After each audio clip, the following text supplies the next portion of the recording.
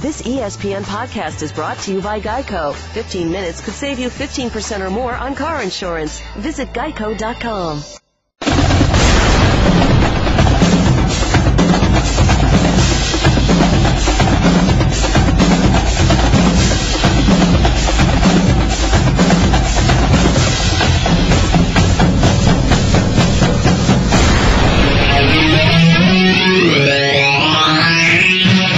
Passion, opinion, must-hear radio. This is the Paul Finebaum Show. And now, Paul Finebaum. One more hour to go, actually 3 more hours to go. Trying to get out of here early. Sorry about that. We'll continue with more phone calls at 855-242-7285. A couple of guests as well as we wrap up the week. Long week at SEC Media Days. It's always interesting, igniting the college football season in the middle of July. We will continue. A couple of guests to come, but right now, Larry is next Hey, up. Mr. Finebaum. Larry, what's up, man? Oh, man, after I made that pitiful call yesterday, I was listening to Saban, and man, he walks down, and you said that he was tired, and all these people that would love to interview him, and he walks over to you. And when he sat down and started talking to you, it wasn't like sports announcer and coach. It was like friends, Y'all were just going on, and it was awesome, man. Shows you're the man. Thank you. And this has really burnt some Auburn fans up, that, you and Saban that close. And I guess the times I've really got to say things about you that, man, you talking about Coach Saban and taking shots at him. So maybe, I'm thinking some of that was maybe he agrees with, Well, yeah, let me say this. I don't know exactly about that, but one thing Nick Saban knows about me is that I'm going to be fair, and yeah. And we don't always agree, but we have a genuine respect for one another, and yeah. And who do you walk over and talk to, man? I mean, and that shows me right there, and he's got a lot of respect for you. And I'll tell you something, you can. I know I make some bummer calls, but I'm not going to be discouraged, because I got some fans out there, believe it or not, and I'm not going to discourage those 3 fans I have. Okay. I'm going to keep calling the show, but pretty soon, Paul, this smack talk, this I-man crap, he keeps like a script, like you said, one-trick pony. All this with Harrington and Willie and all this smack talk is fixed to be done, because the games are fixing to be on, Jack. Roll Tide. Got it, Jack. Okay, we'll go from that to Jeremy Fowler of CBS Sports. Jeremy, I saw you at the airport last night. I trust you made it out. I sure did, but now that I'm on your show, I don't think I'm going to top Jack anytime soon. No, you got that? You got that, Jack? Well, thanks for being with us. Your overall impressions of SEC Media Days, and I guess most important, what did you learn? Well, I learned that the league needs some more star power right now, or at least it's in a sort of a prove-it state. When you lose 61 players underclassmen to the last 2 NFL drafts, you wonder, is it going to affect the bottom line of talent in the league, or if they're just going to keep reloading, which I think most coaches feel that they will. But you got to wonder if at certain positions, especially quarterback, if it's just going to affect certain teams and affect the offenses especially. Last year we had a ton of offense. And a lot of fast football, no huddle, up-tempo stuff, and you wonder if it's going to be that, or if it's going to kind of transition back to the old ground and pound for some of these teams. Otherwise, it was really the star power lied within the coaching staffs and the head coaches, and especially Thursday with Nick Saban being flanked by at least 8 bodyguards, it looked like, at some points throughout the day. Yeah, Jeremy, I mean, so much is made out of that, and I've seen it a couple of times. I've never walked around with Saban, but yesterday, and we've had him on before, but never quite we've never been as close to the crowd as we were yesterday. So to watch that unfold was really fascinating. The security guys were down there. They were giving us warnings. Okay, 10 minutes, 2 minutes. And he's coming through the kitchen at the restaurant. Yeah, I don't know if all that's necessary, but it certainly adds to the drama, doesn't it?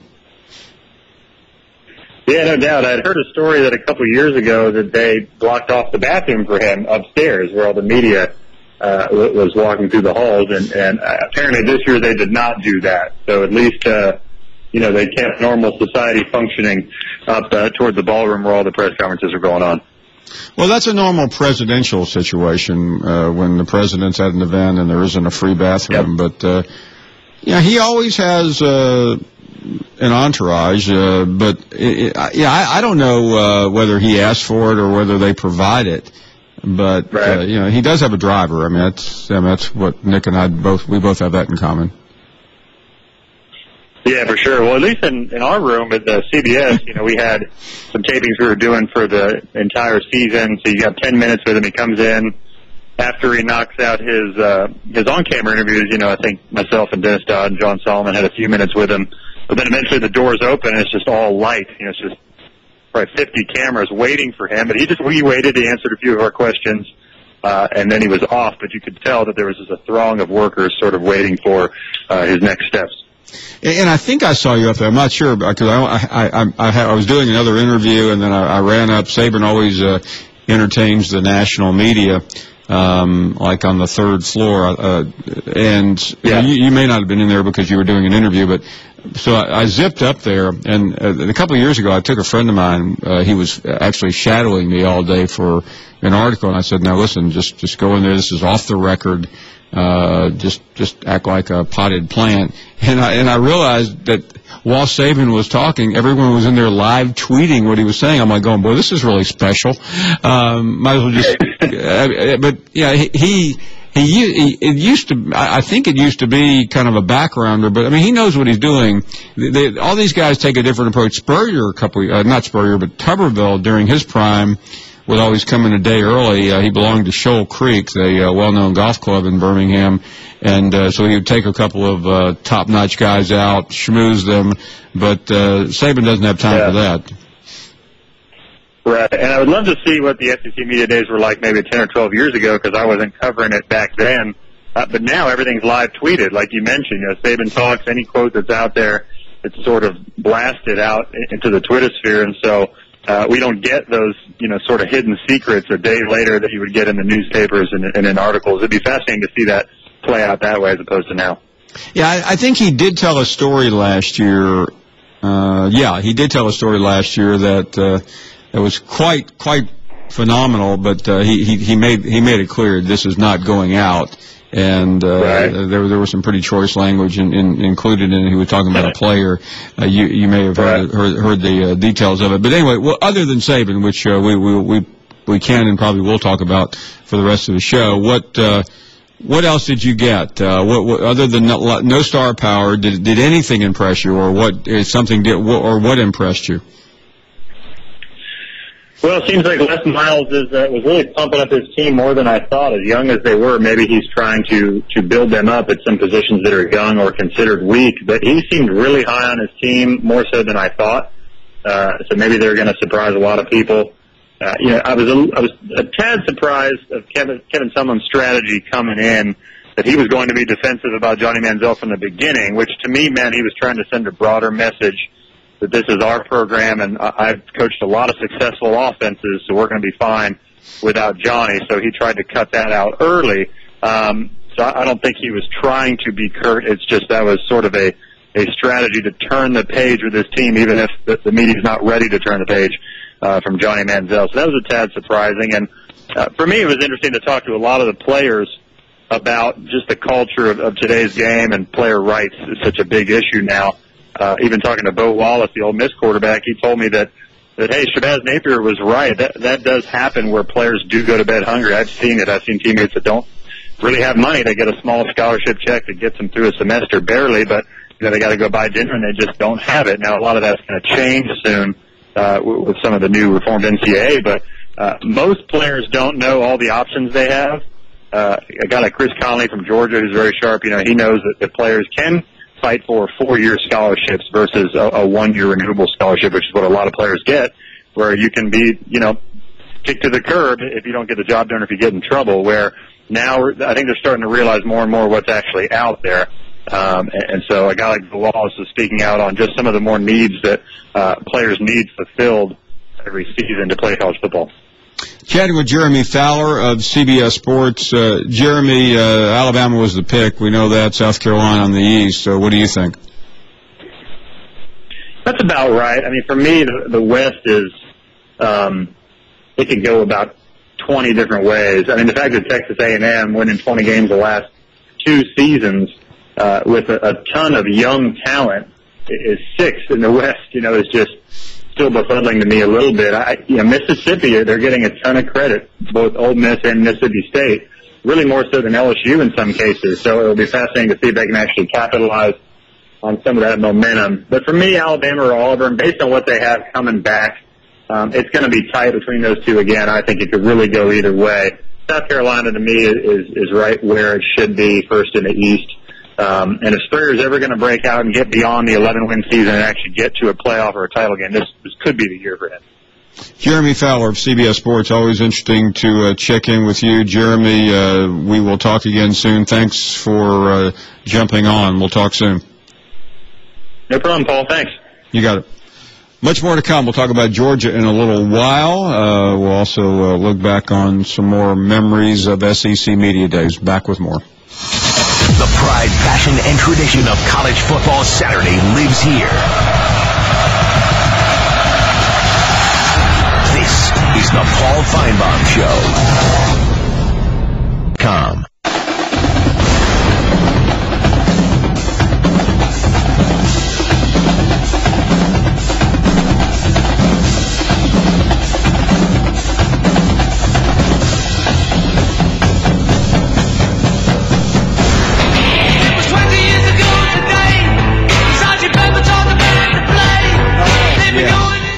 It was 20 years ago today that I can't even think about what happened 20 years ago today because really nothing did. It was 1984, mid-July. Steve Spurrier was in the USFL. How about that? I do remember that. Frank is in Michigan. Hey, Frank. Hey, Paul, I just wanted to congratulate on new success. Doing a great job. Thanks, Frank. Young man now, and I'm proud to have known you when you were just an SEC guy. War Eagle, Roll Tide. Frank, let me assure you, I'm still the same guy. Well, I appreciate that. I'm a Michigan man. No, you're not, Paul. Hey, I really think this year that South Carolina is going to play Florida State, and Alabama is going to play Baylor. The Final Four. What do you think?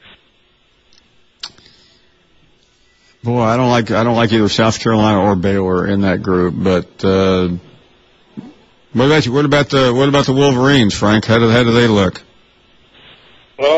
Actually, I would love the middle of the country and the West Coast to be so angry that Mr. Slive, is going to have to defend his decisions against Jim Delaney and Mr. Scott. I really don't think Big Ten. Yeah, no, the Big Ten is I think Michigan State and Ohio State are the cream. I'm really anxious to see the Wisconsin LSU game because that will help define LSU a great deal. Kat is in Missouri. Good afternoon, Kat. Hey, good afternoon, Paul. I have a comment and a question for you regarding Brett Bielema, the Arkansas coach. Shoot. Okay. I watched him speak during his turn at Media Days, and to me, he came off as defensive, uncomfortable. He took a couple of shots. He was just kind of off-putting to me. And there have been some sort of rumblings of discontent among the Arkansas fans. Now, he has 5 years left on his contract, and I'd just like to know from you, how many of those years will he actually fulfill? It's a good question, and I spoke to a few of my friends in Arkansas, and we have a lot of affiliates in Arkansas, so I know a lot of Arkansans are listening right now. I think if he, I don't think he'll have a good year this year, but I think next year, if he shows progress, he'll be fine. But if this season goes the way of last year, and next season there isn't much promise, I think he'll find choppy waters. But I think he will get it done. Interestingly, I spoke to, I think I interviewed 10 or 11 of the SEC coaches, either on radio or television.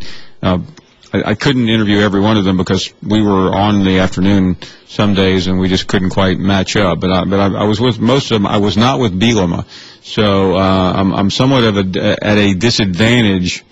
And he was speaking while we were on the air, so I don't know how to respond to his defensiveness. I have been with him a couple of times, and I think we will talk to him next week.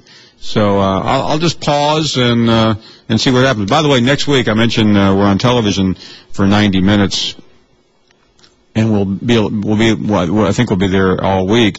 But we will talk to a number of the SEC coaches next week. The SEC coaches go from Birmingham to Bristol. They'll be in Bristol Monday and Tuesday doing interviews, and I remember having been up there last year. It is quite a cattle call. Were you up there last year when the coaches showed up, John? Oh, yeah. It reminds me a lot of the last couple days down there in Hoover. I mean, they're rolling through, doing interviews doing the car wash, as we call it, up there in Bristol. Yeah, the only difference is that they land together. I remember walking out into the lobby. I had just been hired, and there's like six or seven SEC coaches are standing out there waiting for someone to get them. I'm like, this is not the way it's supposed to be. There's no security. Even I don't even know if Saban has much security in Connecticut. Jeff is next. Jeff, good afternoon. How's it going, bud? Very well. First, did I hear you say 20 years ago was 1984, or did I just mishear you? You actually, you heard me correctly. My math was 10 years off. I was just wondering if you get to. I will say that you'll hear me say a lot of things tonight. For some reason, spending 4 days in the lobby of a hotel is pot, and you mix that with alcohol. That's like 28 days, right? Yeah. I'm trying to forget the last 10 years. I'm sorry. Okay. What I want to ask you is your opinion. If in 2007, if Saban would have went to South Carolina and Spurrier would have went to Alabama, would Spurrier have multiple national championships at Alabama, and would Spurrier have Saban have multiple SEC championships at South Carolina? That's a great question. I think Spurrier would have same number as Saban. I'm not sure. Really? Listen, Steve Spurrier could have gotten it done. I don't know about. I'm not sure about Saban at South Carolina. That's a tough question. Okay, but thanks. Thank you. Yeah, it really is. I'll let that one sit out there for a while. Let other people chime in. Dave is next. Hey, Dave. Hey, Paul. How you doing? I'm doing well, thank you. By the way, I think Saban, not to sound like I don't want to make Saban out to be a failure, but I think he should have more than 3 national championships at Alabama. I was there at Media Days on Tuesday, and you have the catbird seat right there at the front of Radio Row, right there where the escalators come down. So hats off to you for pulling that off. But I hope that I'm in touch with my emotional intelligence and have come across somewhat educated. I want to address a couple of your previous callers. You had one that was referencing the lack of attendance by the Auburn fans, and I just want to enlighten these listeners on some things in case they haven't been. The first thing is that if the media really had their way, they would not have fans in that venue at all. It is a feeding frenzy for the media to try to get through everything they need to get through, speak with everyone they need to speak to, and meet these scheduled deadlines and so forth. So what little area there is, and I was there, and I felt like a gomer, I felt like an idiot, but I was only there to get an autograph for Butch Jones for my nephew who's got a birthday coming up in 2 weeks.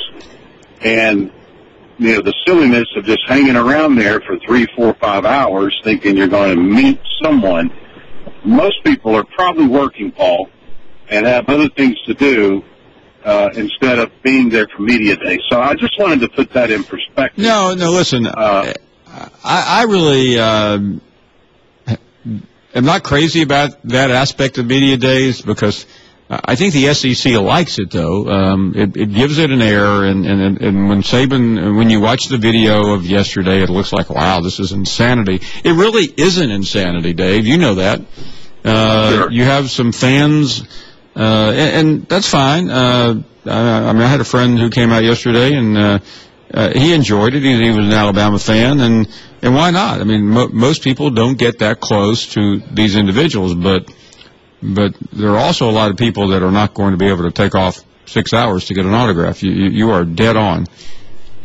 Well, I've got a question for you, Paul. I've been to many media days, not for the whole time frame, but there for a day or a half a day. And back in 2000, 2001, I had a chance to get a media pass because I was sponsoring and doing advertising with some of the stations. And it has really changed dramatically from where it was 13, 14 years ago. And while there was no, hard story that hijacked the whole event, the one thing that really came to mind for me, and I just wanted to get your thoughts, I really believe this year in the SEC, this is going to be about stories of the quarterbacks. I can't go back far enough to catch a period of time where there were that many teams with new, unproven, inexperienced quarterbacks. And I just really believe that's going to have a lot of play that's true. And thank you very much, Dave. Really enjoyed the conversation. One reason, you heard a lot about, no star power. Well, I think if Nick Marshall had been there, he was going to be a star. He's the first team All-SEC incoming quarterback, whether you agree with that or not.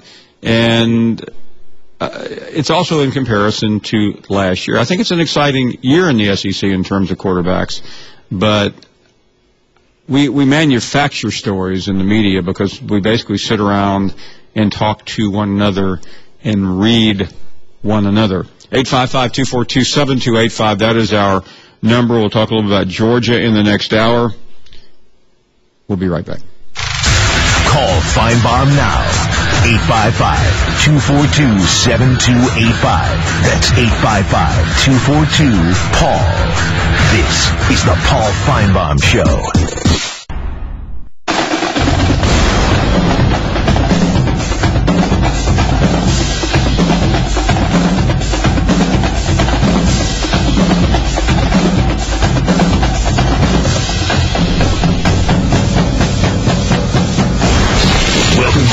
Paul Finebaum Show. Make me so dang mad I can just squeeze your ears off. Give us a call now at 855-242-7285. What? 855-242-PAUL. You got that paper? Obviously, what's important is what happens at the end of the year. Earlier, I got asked that question. I said, I'm not happy to be named number 2. I'm not going to start cheering, we're number 2. No, I think that, I think that in the end it's going to be Georgia. That was Mark Richt yesterday. Certainly, man with very little heat on him, but that could change with another mediocre year. Let's get some more phone calls here at 855-242-7285. Rich is in Atlanta. Hello, Rich. Hey, Paul. How you doing, buddy? Doing great. Hey, man, thanks for everything this week. And you sound exhausted, but I appreciate all the information, bro. You do an unbelievable job, and thank you. Thank you. And also, thanks for evoking the USFL. How great is that? Yeah, I was off by 10 years, but I did remember it. Did you cover the real quick? Did you cover the Stallions? I sure did. The first year I covered them, I was on that was the last beat I covered before I became a columnist, and I continued to cover them after that, but it was an absolutely fascinating experience. That was a great model, a great league. You think about the players and the coaches that came out of there. Incredible. And and Paul, how it affected college football, because people forget Herschel Walker signed after his junior year, which really forced the NFL, the junior eligible policy at the time, you remember? No, people, and again, there have been documentaries done. There's no reason for me to give a history lesson, but you had Reggie White, you had Herschel Walker, Jim Kelly, Spurrier was a coach in there, Steve Young. Yeah, Steve Young. It was an incredible league. Yep, no, I'm with you, bro. Speaking of Spurrier, regarding your real quick about him or Saban, I don't think so, because honestly, in my opinion, I don't think Spurrier works hard enough. And I think the recruiting side of what Saban's been able to do at Alabama, I just don't, in my opinion, I don't think Spurrier would have worked as hard. Well, you may be right about that. I do think Alabama, you do have to work hard, but I think there is a certain halo of Alabama getting it right. But listen, they are two different individuals. Yeah. And Spurrier makes no bones about the fact that he checks out. He told me that the other day. Once he checks out for a while, that's just the way he is. Saban never checks out. Yep, no, I'm with you. Hey, real quick, the reason I called was about Rick. As you know, I live here. I've been listening to it and watching it for years. And it is amazing how he doesn't seem to ever have any heat on him, or he doesn't seem to feel the heat. Now, I know he's a very moral guy. And that was one of the questions I wanted to ask you, Paul. What do you know about his marijuana policy? Because, not to dismiss this, but I've always been told that he has a much stronger marijuana policy than all the other SEC schools. There's been talked about a uniformed marijuana policy across the board. There's been stuff like the kid at LSU, the Honey Badger. Well, when he finally got thrown off the team, it was found to have like 11 different marijuana offenses. As a for instance, so a lot of UGA people will tell me that has really hurt him. What do you know about that? I've heard speculation, but I don't know that to be true. And I can address the other part of your question, Rich. I think Mark Richt has gone a long way because he has been there a long time. We all know he has integrity. I mean, that's not really anything that's a news story. And my biggest criticism of Richt over the years, he's been inconsistent on certain things like discipline. Aside from the marijuana or non-marijuana system, he tends to let things go, and then he has overreacted in the years. I think he's moderated it now, though, and in fairness to him, he came pretty close to a national championship 2 years ago. That cannot be forgotten. Right. And again, how many years does that buy him, though? That's my question. Well, I think it buys him enough time to get back in. Listen, last year he got a pass. If this season goes badly, and I'm really not thinking it will, then there will be a lot of heat. He has a couple of years ago, I thought the heat was about as high on him as it's been. He was able to get through it. Rich, thanks. Great call. Really do appreciate the phone call. Rock is next in Texas. Hey, Rock.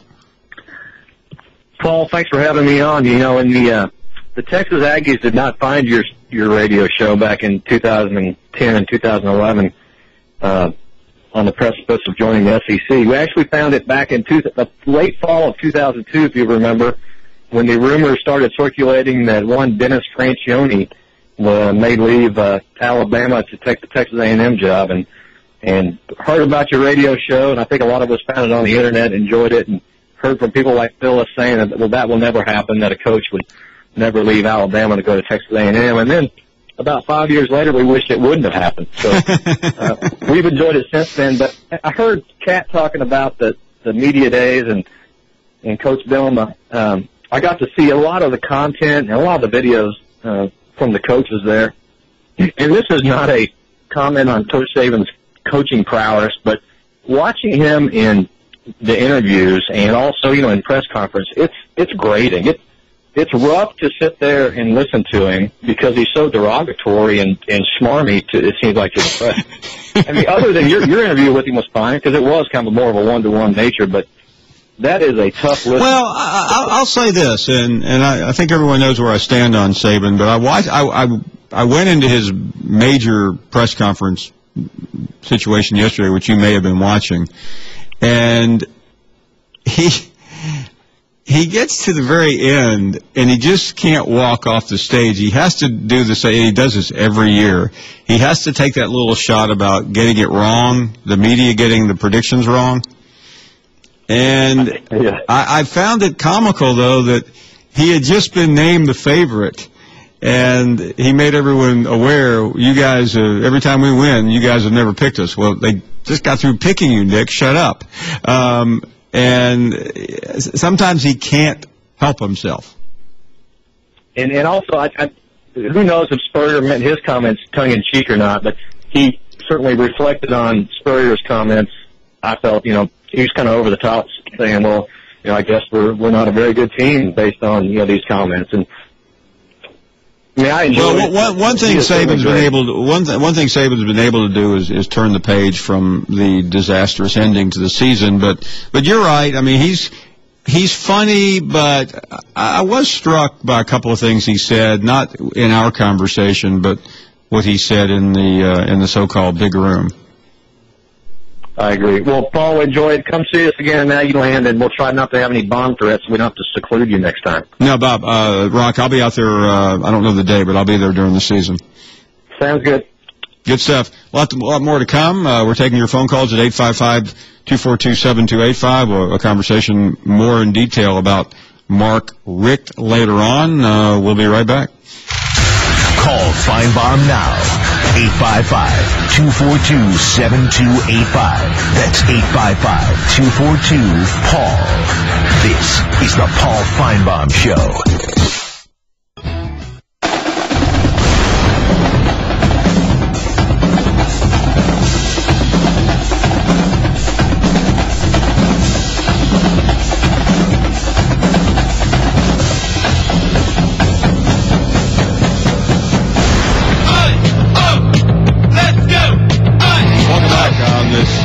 Friday afternoon. Elmo is up next. Hey, Elmo. Are you up in the Queen, or are you still in the Ham? No, I got out last night.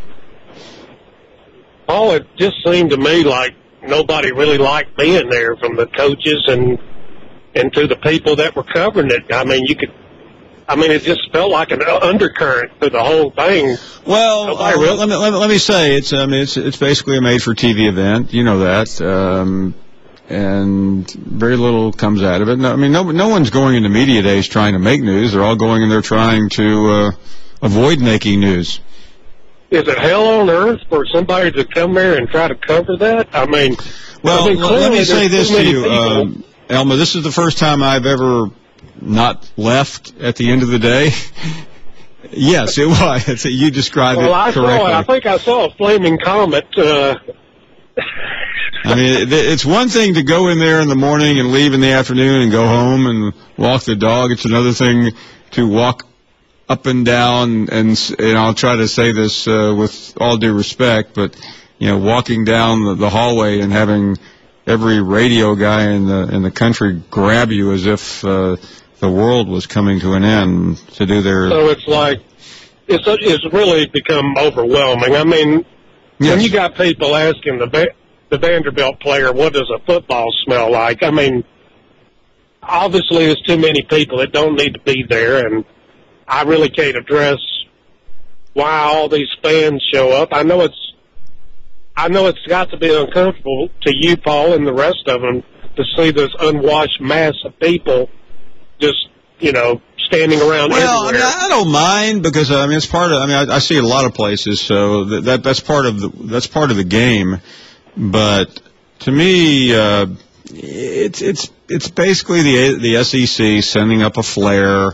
Hey, we're first, we're big, we're better than you are, and let's get it on. You suggested at one point that this event needs to be moved.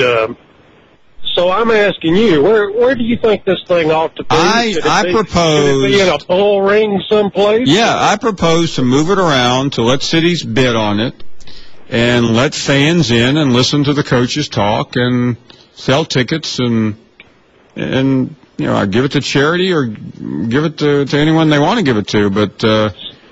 I think it's played out. I really do. I've got a lot of friends at the SEC. They disagree with me, but I've said that you know me, Elmo. I say the same thing every year.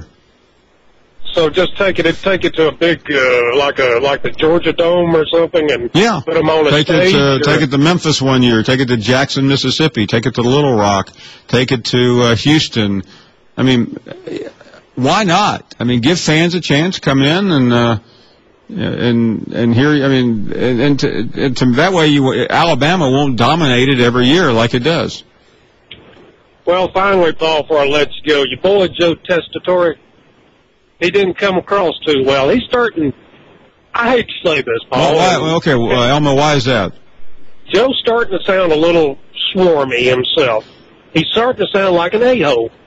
Why? I mean, I don't know if it's what did Joe say what did Joe say that I don't know. I think he's just kind of reflecting the mood of the event or something. He just like, I really hate being here or something, or I don't know. It's just Joe's just coming across as as a a-hole. Okay. So that's just how I feel about it. Well, anyway, Paul, take it easy. Thank you. Really back that one up. Jimmy is up next in Chicago. Hey, Jimmy. Hey, Paul. I was going to talk about the Jeremy Fowler interview, but a couple of callers ago, the guy was talking about Saban during his, I guess, his address and then, question and answer session. And at the end, him taking the parting shot at the media.